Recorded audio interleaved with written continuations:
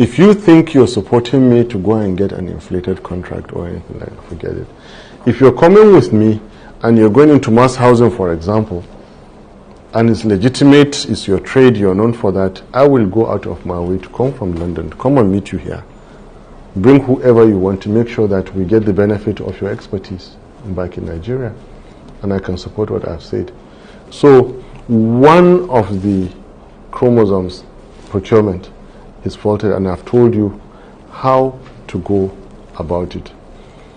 2 is nepotism and personal, group, and sectional interest in appointments.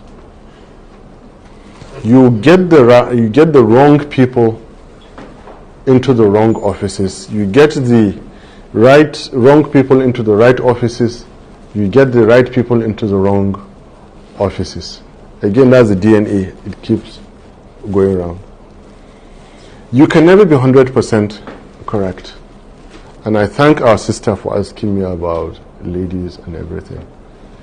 And you can go through my business career, my political career, and see how careful I have been in selecting people that work with me and people that work for me.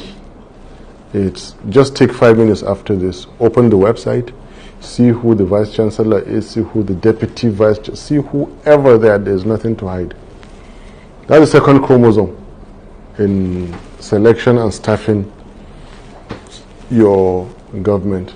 The third chromosome is that of process and bureaucracy. And I thank you who asked about decolonization of our educational system. That's a very good question.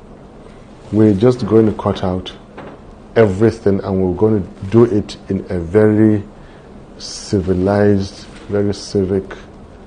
It is Nigeria's problems of today. We'll sit down and design our civil service procedures, public service procedures, operations manuals, and everything for ourselves.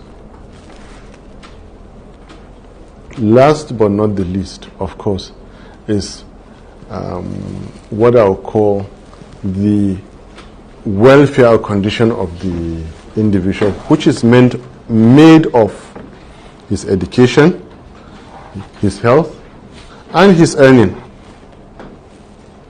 Now, what did I tell you? The principle of living wage. Living wage, one, you stabilize the naira, which again I have mentioned. Anything you do without stabilizing the naira, just stabilize the naira. And let me deviate.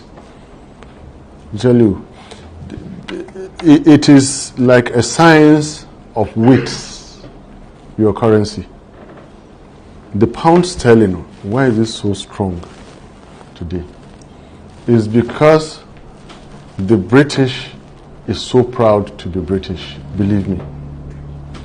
The British believes he can do anything to be British. Same thing with the US dollar, they protect it. Add that to other economic factors. But it falls beyond a certain age, crisis will set in. Now, why is the naira in such a bad shape? That is because the Nigerian doesn't love the naira. Our pride, our ego, our nationalism, and everything we don't realize are invested in that currency. But it's a whole hour lecture which I shouldn't go into.